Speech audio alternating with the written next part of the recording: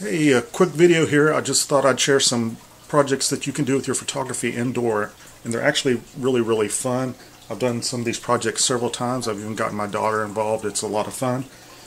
So you could try some of these projects. I'll also share some of the other photographers that I watch on YouTube that kind of give me ideas for these type of projects. So let's first start off with just a basic one. If you hadn't seen this before, this is really cool. I was really surprised at the effects that I got when I first did this. It's just water droplets on a CD or DVD. And that kind of looked kind of cool if you hadn't seen it before. It's a very simple, easy to do. You can use a macro lens. If you do not have a macro lens, you can use a telephoto lens and just kind of crop in your editor.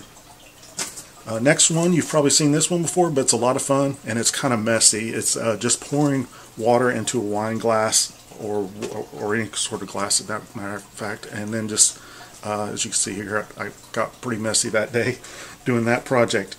And third is this one. One of the people that I first started watching when I started photography was Bryan Peterson. He's really good. I'll put a link to the people I'm talking about in the description below, so you could go and watch a couple of their videos and maybe get some other ideas that I didn't mention in this video. But piece of fruit and some club soda. You get a really cool background behind it, and it looks really neat. So I'll link his video for that in the description below.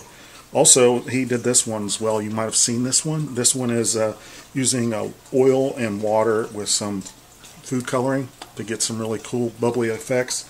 As you can see here in this second picture, I've got you can see my reflection in there with my tripod and everything. And then I know I've done this before, but I couldn't find any of my images. Just dropping like different objects into like a fish tank full of water.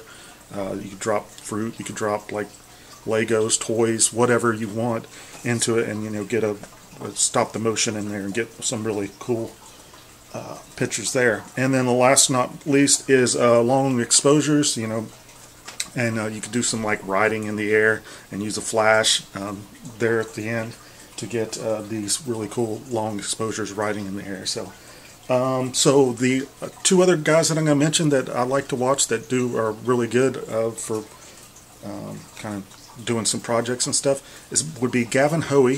He's on Adorama TV, but he has his own channel as well. I'll link one of his videos to.